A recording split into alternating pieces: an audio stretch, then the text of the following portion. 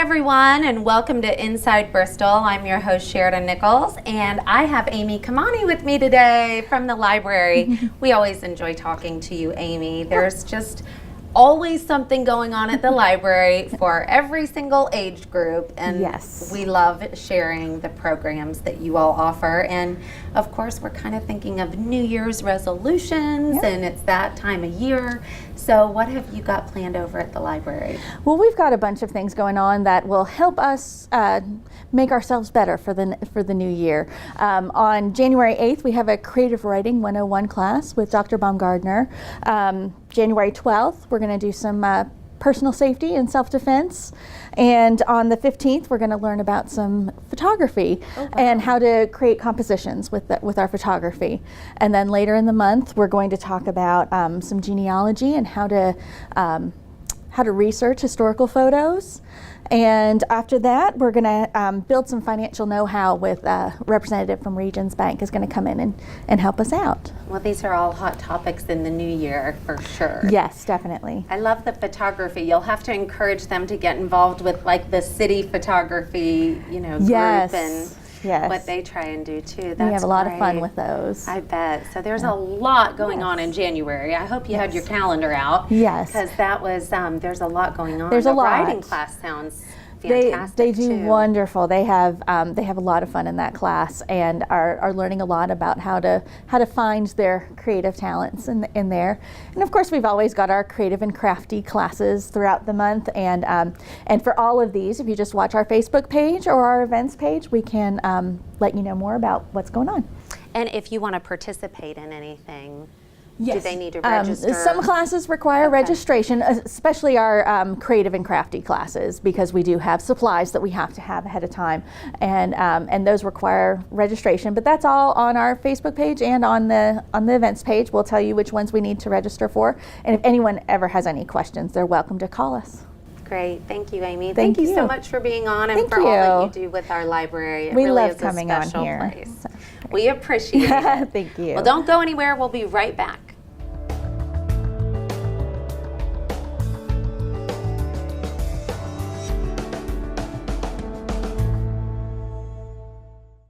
Welcome back to Inside Bristol. I'm your host, Sheridan Nichols, and I have Dawn Lowe with me today to talk about our four-legged friends and keeping them nice and warm and cozy as we go through these winter months.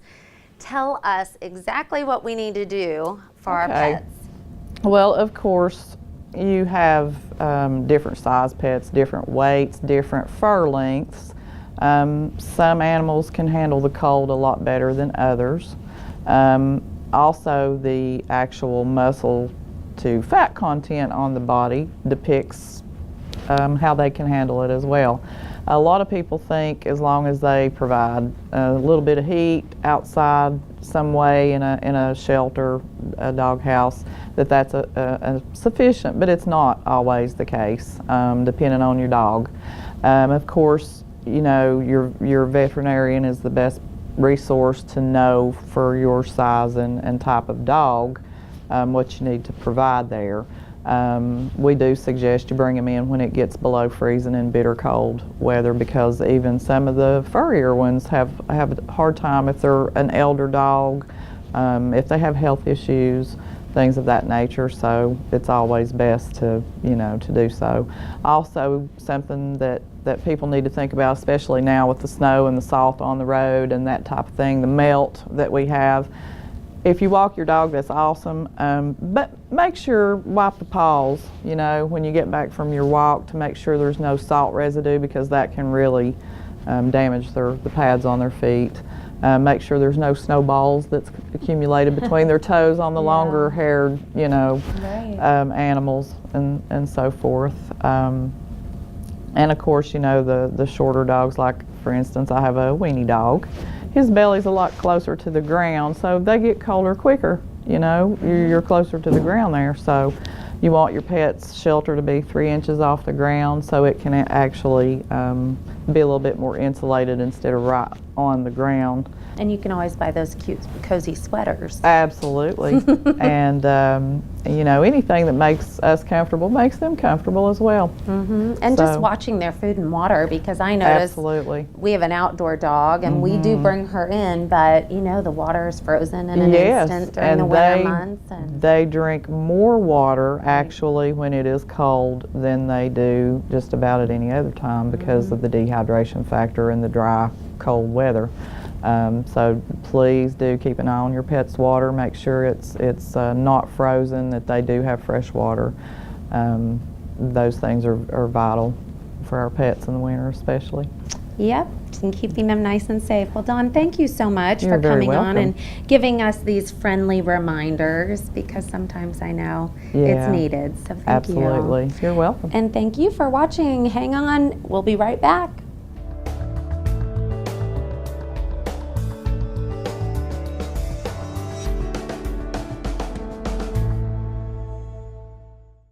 Welcome back to Inside Bristol. I'm your host Sheridan Nichols, and I've got Justin Mullins here today from the fire department, here to give us some more tips for us about keeping your home safe and heated properly and not a big fire hazard. So Justin's done a little bit of research for us because he wanted us to be very prepared. What do you want us to know? There's several things we can do to prepare for a possible fire in our home, or things we can do to prevent a fire. The United States Fire Administration has put some statistics out recently that state that on average there are 45,900 house fires a year that are caused from home heating. And of those fires, there are 205 deaths each year and up to 725 injuries. And home heating fires are the second leading cause of house fires behind cooking. And over half of these house fires occur in December, January, and February. So, you know, we're in the midst of it all. We just had our first big snow. It's winter's here, so everybody's heating their homes, and so we need to prepare. And the first thing we can do is have working smoke detectors in our home.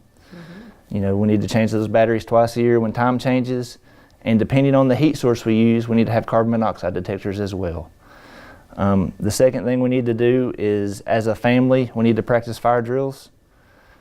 Everybody in the house should know multiple exits and should also know where the meeting area is when we get outside the house. And everybody of age who can use a cell phone, which these days could even be a 3-year-old, needs to know how to dial 911 and state what the emergency is. And we need to be familiar with the heating source we use in our home. And people heat their houses several different ways, and we'll talk about a few of those.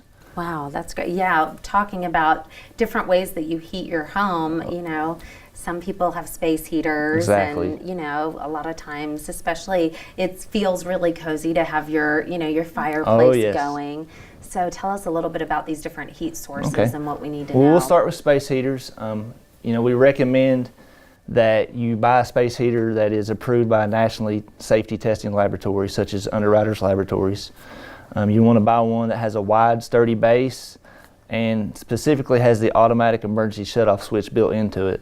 That way, if it's tipped over, or if a kid knocks it over, it automatically shuts off and it's no danger to the house. When heating with a space heater, we need to keep a 3-foot buffer area around the heater.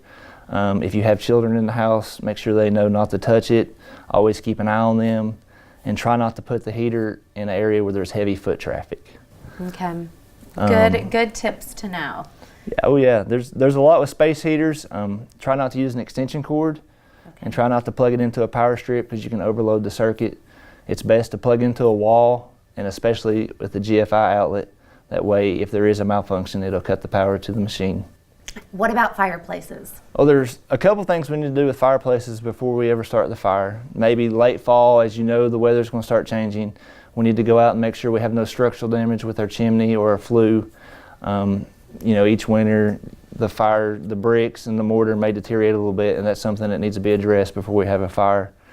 It's recommended to hire a professional chimney sweep, somebody who can come in and clean out the buildup of soot and creosote so we don't have a chimney fire.